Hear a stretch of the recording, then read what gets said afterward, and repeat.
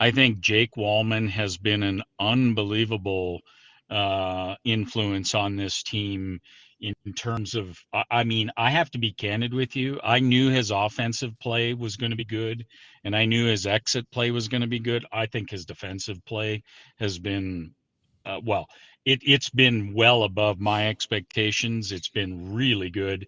And his penalty kill looks good. Mhm. So, a little bit more balance, the forward lines, deeper. Of course, Ekholm's only been back from injury here recently, but just a little deeper on that defense group, which, by the way, I think is probably the best in the NHL at this point. And I think those are the things. I think it's hard to argue with your goaltenders the last couple of games. Like, their save percentage is good. They've made critical saves when they've had to. I just looks like just an overall more balanced, more structured team playing. It just kind of feels like everyone's been able to slide into the right position, I guess is a good way to put it. When this team is fully healthy and available, like, who would your six be and how would you line it up? I think it's like it was lined up last night, with the exception of swapping out Emberson for Stetcher. I think at some point, I think it's good that Emberson sat. I think it wouldn't hurt for him to sit a couple more games. I don't view that as a punishment. I think it's should be top of mind that this is a guy who only played 31 games last year in San Jose. So, I mean, he has far exceeded his career totals this year already. So, he may be running on fumes. He does get hit a fair bit. And just watching the game, I think, is good. But I think at the end of the day, he draws back in because they will need him in a penalty kill role that I don't believe Stetcher can fulfill. And I think you're just going to ask too many minutes from Nurse, Walman, and Kulak and Ekholm if you don't have Emberson in there to spell some of those minutes. But I think other than that, I think the way they were lined up last night is the way I would go with it. And then the next step really after that is who do you pair them with in terms of McDavid's line, Draisaitl's line? That's the next step. Yeah, and honestly, it's awesome.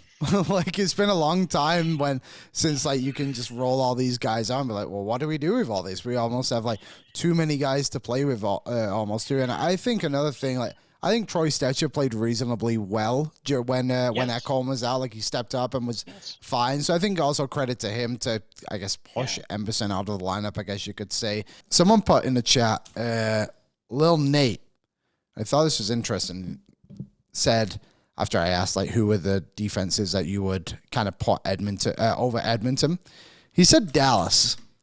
And I would agree with you if Miro Heiskanen was healthy. There's a big asterisk on that. However, it was reported yesterday, Peter DeBoer said that they might go the first round with Miro Heiskanen, which for me could lead to a first round exit. And with that, their right side is Ilya Lyubushkin, Cody Ceci, and Matt Dumba.